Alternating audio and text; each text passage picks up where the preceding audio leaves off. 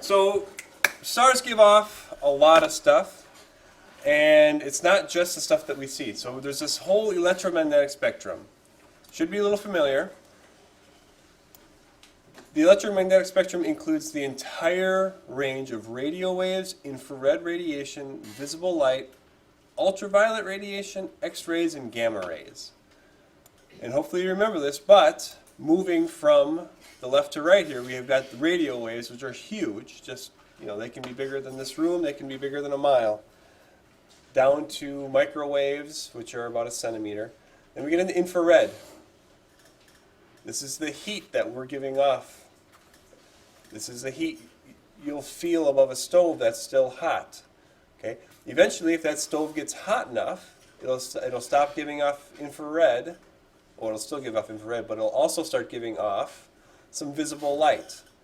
And if you notice, if it goes from infrared to visible light, that first thing you're going to see is your stove turning red. That should be familiar to you. You see a stove turn red because, well, it's getting pretty hot. If your stove were to get even hotter, it would be giving off infrared and most of the visible light wavelengths, and so it would go from red to pretty much white and give off all of these at the same time. So that's kind of how heat radiation works. Things in the universe can be hot enough to give off ultraviolet rays. Some things are hot enough to give off X-rays and gamma rays. It's pretty crazy. But how do these rays work? They move in what are called photons.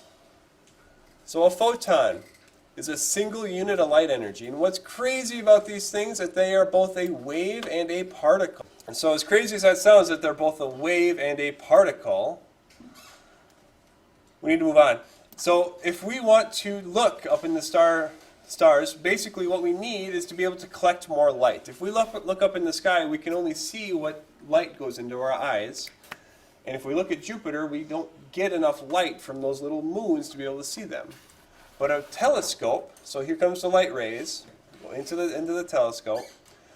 All these light rays can get focused down into a little tiny image so then our eyes can see it. And so there's two types of telescopes.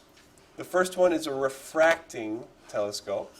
And what a refracting telescope does is it uses a lens to bend and focus light basically into a spot that you can use your eyeball to pick it up and see. So you're seeing all the light going into this circle here with that little tiny circle of your eyeball.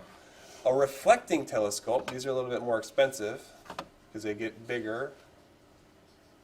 A reflecting telescope uses a mirror in the back to reflect the light, and then the light bounces up, comes up here to a little mirror, and into your eye that way.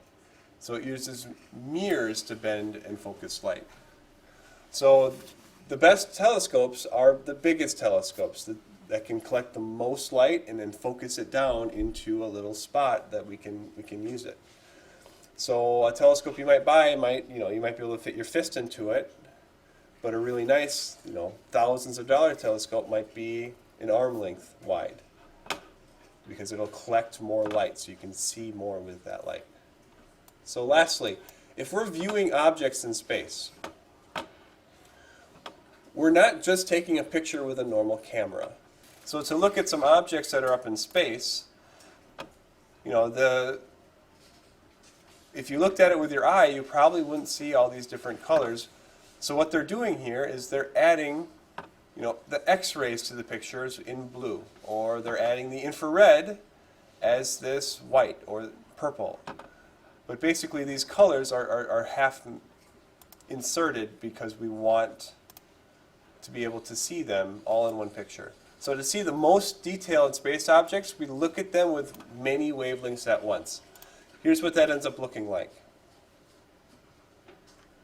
We have radio waves as one picture. So maybe we make that red. We have infrared rays. Maybe that's orange, like it is here. The optical, so the visible wavelengths get added. We probably make those the most important in the picture, but they're not the only part of the story. Finally, X-rays get added to the picture as something else. So you put all those pictures together, and you get the photo we celebrate and love so much.